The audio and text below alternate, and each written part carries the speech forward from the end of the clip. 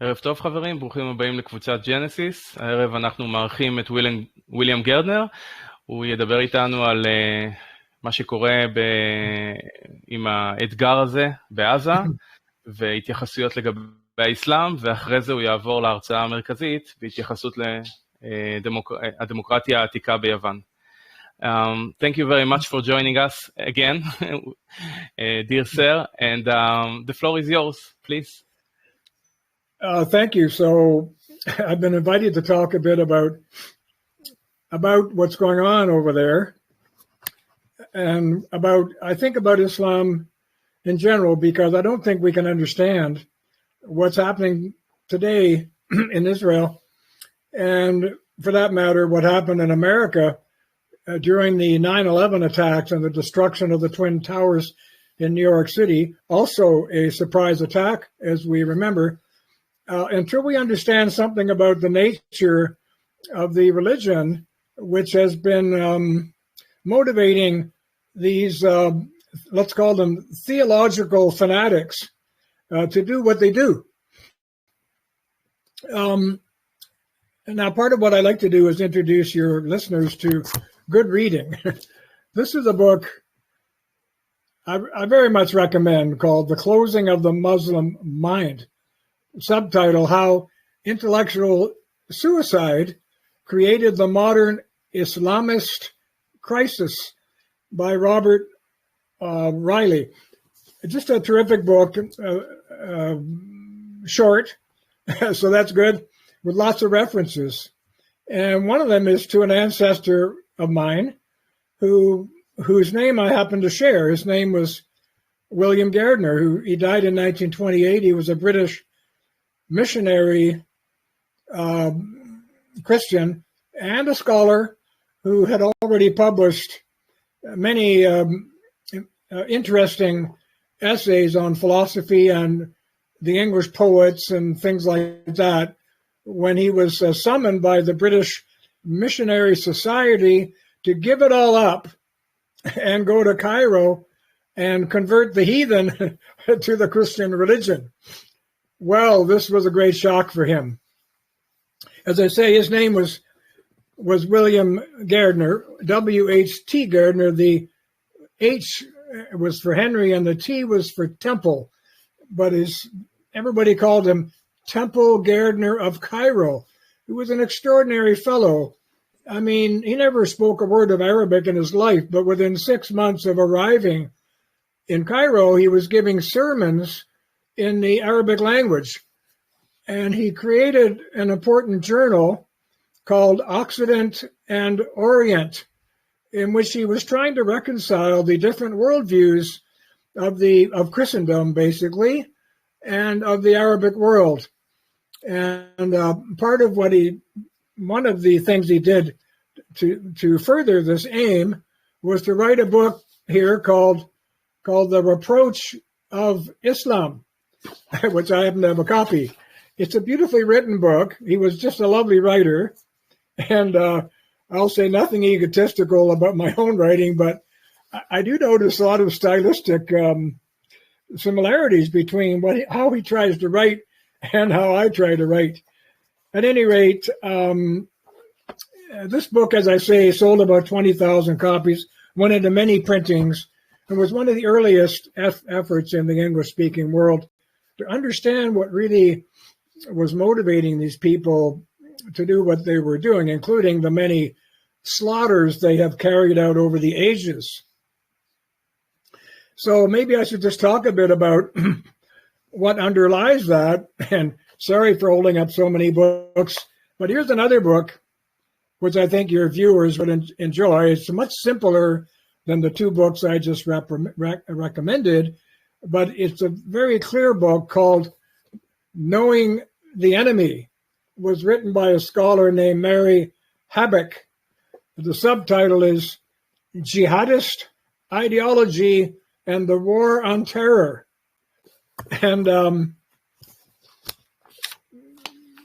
she says on her page 7 in the introduction, the consistent need to find explanations, which you and I were just talking about, why is this all happening, other than religious ones, for the attacks, and she was thinking of 9/11, but there are many others, says, in fact, more about the West than it does about the jihadis. And here we go. She's pointing the finger at us when she says, Western scholars have generally failed to take religion seriously. Secularists, whether liberals or socialists, grant true explanatory power to political, social, or economic factors, but they discount the plain sense of religious statements made by the jihadis themselves, which is true. People hear what they say and they just say, well, he's a religious nut, a religious screwball or whatever. So why pay attention to that? What this writer is asking us to do is to start paying attention to it. You know, I'm sorry, I heard someone talking. I apologize. I'm sorry. Please go on. That's okay. What she's saying is secularists, whether liberals or socialists, grant true explanatory power to political, social, and economic factors, but they discount the plain sense of religious statements made by the jihadis themselves.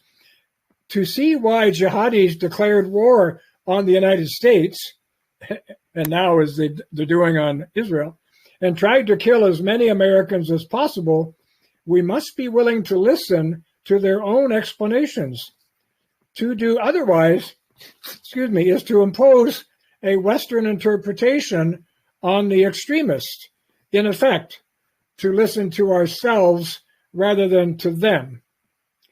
How do they explain their actions? They say that they are committed to the destruction of the entire secular world because they believe this is a necessary first step in creating an Islamic utopia on earth. So anyway, again, knowing the enemy is essential, and it's going to help you really understand what's going on there today. Now, I'm just going to make a little bit of an expedition here into what she's talking about, like what really led to the formation of the kind of opinions that made these people believe that they have to eliminate us, vanquish the infidel, because if you're not a pure Islamist thinker, you are an infidel. Now, I realize that there are lots of decent, peace-loving Muslim people who believe and follow Islam in a kind of nominal way. It's just like we have a lot of, say, Christians, and I'm sure a lot of Jewish people over there who follow their religions in a nominal way. Here, I would say they go to church at Christmas, Easter, the occasional Sunday. They probably never read the Bible or anything like that. And when someone says, are you a Christian? They say, yeah, well, I was raised a Christian and I believe in the 10 Commandments, that sort of thing.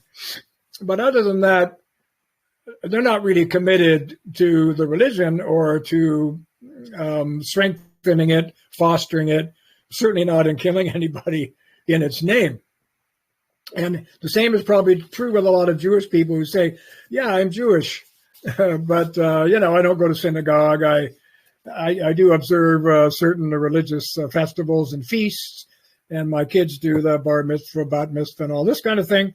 But other than that, I'm not really into it, is the expression they would use. Islamists, it's a word which is very different from an Islamic person. Is an Islamist is someone who's deeply into the underlying theology behind this religion and is willing to kill anybody who gets in the way of it if necessary and where the opportunity arises. So why is that so? And where did this come from? Well, it really started in the 11th and, 8th and 9th centuries with a man named Ashar. Ashar created a kind of philosophy which is called Asharism. He's now what we would call, and his followers, an Asharite. And he believed that God, if God is to be understood, he must be understood as a God of pure will and not a God of reason. In other words, he was supporting what's called a voluntarist theology, that everything that happens in the world happens because of God's will and not for any other reasons. And this led to a kind of segregation of the Arab world from the rest of the West, in the sense that before he came along, they were into Aristotle, they were into Plato, Socrates, Hellenization, as we say, Greek philosophy in general. And what was the root of Greek philosophy? It was, it was philosophy. It was reason, the use of reason to understand reality, and lo and behold, to understand God. So God was, by the Greeks, was considered a God of reason, or the logos. We use the Greek word, the word, capital W. God was reason. Well, Ashar and the Asherites who followed him said, no, we reject all that. God is not a God of reason. He's a God of will. And everything that exists in creation hangs on God's will. It's only here because of his will. If he should decide that it shouldn't be here, it would vanish tomorrow. And every instant of time, get this, every instant of time in the Asherite theology is a moment of creation and destruction. So what God does is that every moment of time, he destroys and creates the world over again, because it all hangs on his will. And if he decides that he doesn't want it to go on, he just stops willing it, and that's the end of all existence. Well, what this kind of thinking led to, when it fell into the hands of a man like Al-Ghazali in the 11th century, was disastrous for the Arabic world. They ended up rejecting Greek philosophy, rejecting Aristotle, and they had a lot of great interpreters of Aristotle until then, rejecting all that, and closing. That's why this book is called The Closing of the Muslim Mind. They rejected reason, and they rejected the kind of thing that flows from reason, which is, let's say, pure philosophy, pure science, pure technocratic and technological development, which, of course, has flourished in the West. And O'Reilly, in this book, one of the examples he gives of the shocking difference between the Arab world and the Western world, he says, Spain, just to take one country, he says, it translates more books in 1 year than the Arab world has translated in the last 1,000 years. In other words, those folks are not engaged in the voyage of rational discovery of the scientific West and the rational West and the philosophical West. They completely reject it. God expresses himself through pure will on an occasional basis. And the word for that is occasionalism. It's a philosophical term, which basically means everything that happens because of the will of God. If you light a match and you hold it to a piece of cotton, the only reason that the cotton catches fire is because God decides that it should. And if he doesn't want it to catch fire, it won't. So these people were opposed by, an opposing school called Mutazilites in the Arabic tradition.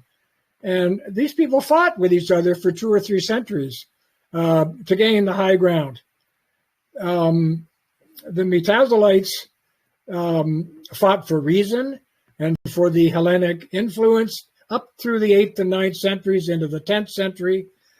And they felt that reason gives us access to God. We can know God through reason. Now, where do we find this in the Western tradition? We find it in theologians like Thomas Aquinas. In his great book, you have to read it, whether in Latin or English, it's just as good. It's called the Summa Theologia. And the whole thing is a reasoning towards God. And Thomas was the creator of something I also recommend that you look into called his 5 causes. So the 5 causes or explanations of God, for God are very famous, and they're difficult to refute. But the point of what I'm saying at the moment is that you get to God through reason in his view, and in the five causes, he shows you how. So you look those up, you can have some fun, see if you can refute them, which I doubt he'll be able to do. William, are you talking about the scholastic approach in philosophy? Yeah, basically, I guess you could say that. I'm specifically focusing on Aquinas here because he's one of my favorite scholars, scholastic scholar, and I'm not that interested in his following all his theology, which was massive, but I am interested in following his philosophical positions, including his 5 proofs of God, which was one of the things that influenced me. You know, I was a young atheist as a young man, and like a lot of people, and that comes from the sense of injustice in the world, and how can there be a good God and a bad world, and all that kind of thing that young people go through, you know. So that's how I found him. So in this Mutazilite tradition, which is opposed to the Asherism, and here's what's interesting and what Muslims today, radical Muslims, reject. God is subject to his own justice. In other words, he can be held to account. He can be limited by the justice that he preaches. He himself can be limited. So God is kind of rational, and he's bound by reason, and he's knowable through reason. In the Asherite view, which is what we're seeing in these radicals who are trying to kill everybody, that's completely false. God is unbound. God is, in fact, free will, absolute free will. And this is what led, especially when it was popularized in the 11th century, mid-11th century, by Al-Ghazali, who was a prodigious philosopher with a super mind. I think he was wrong, but it's hard to disprove him. He wrote a book with a title, Tahafut al-Falasifa, which means in Arabic means the incoherence of the philosophers. Here's the book. So I sent for it because it has English on one side and Arabic on the other. And about 50 or 60 years after he wrote this seminal defense of the Asherite position that God is only pure will and that his judgments and thoughts have nothing to do with reason. About 50 or 60 years, this is the last breath of opposition to this position in the Arabic world, was published by the Arabic philosopher Ibn Rushd, or Averroes. Averroes wrote a book with the funniest title ever called the Tahafut al-Tahafut, which means the incoherence of the incoherence. I thought it was a great title. In it, he tried to argue against Al-Ghazali. But the Arabic, and it was pretty effective, but the Arabic world rejected his rejection of Asherism, and they went with Al-Ghazali. And it's been that way ever since. You better believe that the Arab fanatics who exploded the Twin Towers in 9/11, and the people who just raided those poor victims in Israel and who are still trying to do it today, are all Asherites in their thinking that God is pure will. You cannot judge God using Greek sort of reason, etc. He's beyond that. So this was what led to what was called a complete de-Hellenization of the Arabic world. God ending up as pure will, pure voluntarism, unbound and unknowable. Unlike the Greek view, which was God was accessible through reason, and he was also bound by reason and knowable if you follow thinkers like Aquinas.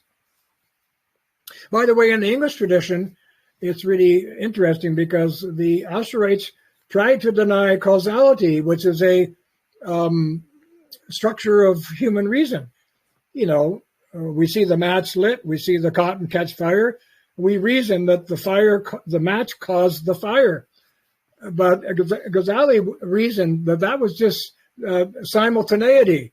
It was not causality. It happened to catch fire that time, but it doesn't mean it's going to next time. Like, you can't make the leap from one instant to the other and call it causality. It's just happened to be simultaneous. Now, the philosopher in the English tradition who made the same kind of argument, by the way, hundreds and hundreds of years later, was David Hume. David Hume had a very effective, published a very effective destruction of the whole notion of causality in the Western tradition. But even though it's hard to defeat David Hume's logic, no one believes him. We all believe that there is causality. Otherwise, experiments wouldn't work. And when we jump out of the airplane, we wouldn't fall, which we figure we're probably going to do every time, and so on. So anyway, this is a bit of the background. And that's why in the let's call it the radical Islamist tradition, there's only one way to go. There's only one way to go. God is a God of will. Men have duties. They don't have choice.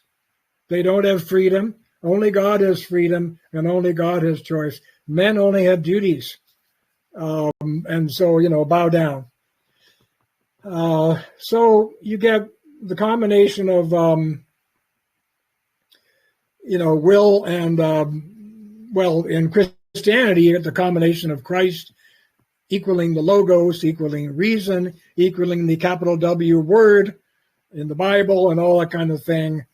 And out of that, you get natural law, this idea that there are natural laws in the world, which are kind of like a shadow reality, hard to pin down, but it manifests in daily events, and it gives rise to scientific thinking and the incredible advances in the Western world and the world of science. Now, you don't have that in the Arabic world.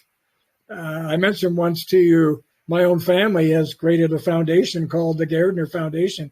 We've given our award to, I think it's 300 or 400 scientists from around the world in the last 60 years. 100 of them have afterwards won the Nobel Prize in medicine. Pretty good. But not one of them came from an Arabic country. Not a single one. So when they went with the Asherites instead of the Mutazilites, they shut themselves down. They de-Hellenized. They rejected reason as an explanation for reality and an explanation for God. And it's not like we haven't been through this ourselves. The nominalist philosophers in the West, and even since the time of Socrates. Socrates asked what's called the Euthyphro question. In one of the dialogues of Plato, called the Euthyphro, the question arises: is murder, for example, condemned because it's bad, or is it bad because God says so? Which is it? Does the evil exist in the animate world itself, or is it because it's a command of God? So, Asherism's point would be that might makes right. God is might, God is force, God is pure will. We are just lowly worshipers. Bow down is the answer. And they see the infidel is anyone who doesn't believe in that worldview. In other words, all the rest of us. And they've committed themselves to getting rid of the infidel. I have a friend who made a study of the Koran. I have a couple of different copies of the Koran here myself. I can hardly read much of it. I think it's pretty ugly compared to something like the St. James translation of the Christian Bible, at least kind of strange. And my friend says 80% of it is a war manual where the infidel is being condemned everywhere and condemned to death, actually.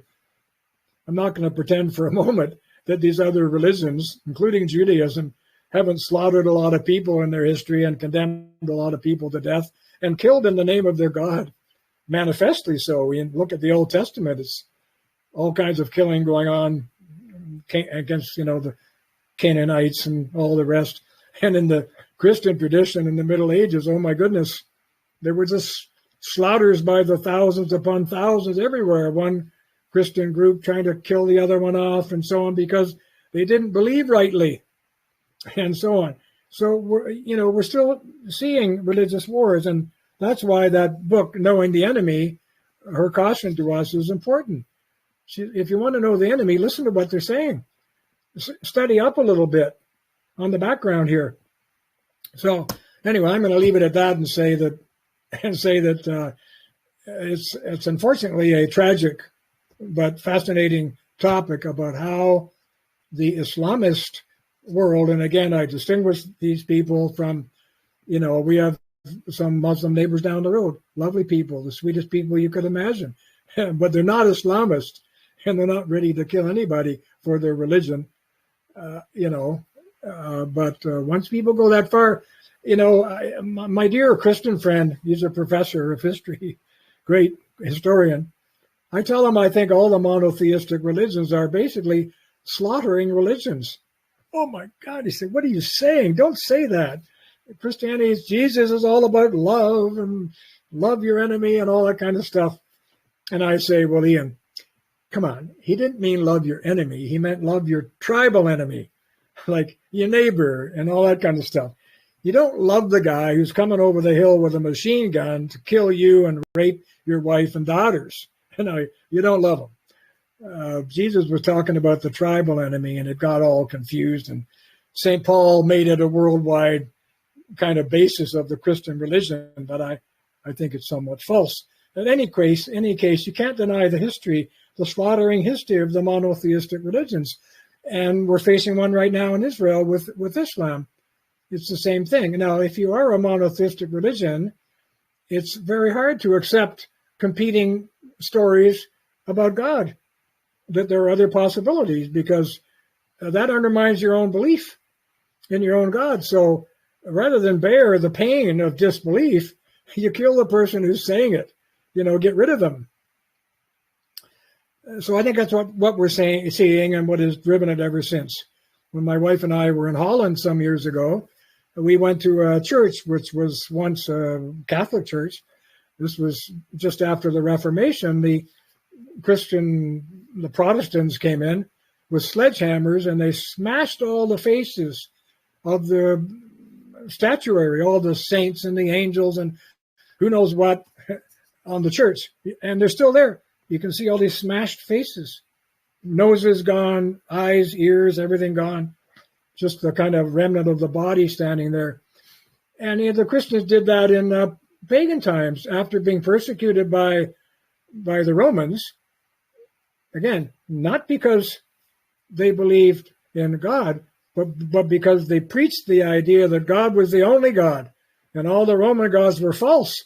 So the Roman state said, you can't do that. Pardon? No, you can follow your religion all you want. We don't care. You can call God whatever you want to call God and bow down as many times a day as you want and eat your bread and your wine and all that kind of stuff. That's just fine. We think it's charming, actually. But if you walk around the streets of Rome telling our citizens that their gods are false, we will hang you, execute you, whatever. And so they did that for centuries until finally Christianity became accepted by the Roman emperor after the occasion with Constantine and all that kind of stuff in 5, whatever it was, became the official religion of the Roman Empire. And then what we saw in the 6th, 7th, and 8th centuries was the flip. Christians started destroying pagan temples, raiding pagan temples, killing pagan worshippers, smashing their statues. Even at the Parthenon, if you've been there, that huge statue they used to have in there, I understand, of Pallas Athena, Diana, whoever it was, they just pushed it over. And you can still see statuary around the Parthenon with their faces chopped off with hammers and sledgehammers. And the reason we know that it was Christians who did it was because they used to put a little cross in the stone. They would chisel a little cross into the stone, kind of like leaving their signature behind. So I'm not going to say nothing has changed. A lot has changed. But the dedication of monotheistic believers to their God, while some wonderful things have come out of it. For example, I don't think any religion has produced music as gorgeous and beautiful and moving as the Christian collection of Christian music and writers of Christian music, from the Messiah on down. Bach, Mendelssohn, all these people, unbelievable musical treasures, and the great cathedrals of the West, which have been built to celebrate the glory of God and all the rest of it. I mean, it's just hard to believe how they did that, and the charitable organizations and the hospitals and so on. But just as hard to believe is the slaughter that has taken place. There's a book I recommend if you're interested called The Pursuit of the Millennium by Norman Cohn, C-O-H-N. It's a wonderful book in which he details how these Christian groups were slaughtering each other all through much of the Middle Ages, and detailing all that. And you just shake your head how a religion of peace and love could be reduced to slaughter. Well, there's a lot about peace and love in Islam too. And how did it get reduced to slaughter? Just as we're seeing in Israel today, and as we saw in New York not very long ago. You have to read the religion and books like the one I'm recommending to understand it. So maybe I've said enough about this. I don't know where you want to go now, but. Yep. Thank you very much, William. I would like to stop this recording and start anew, and then let's go to the lecture about Greek democracy, if we can. Yep. Okay, one second, please.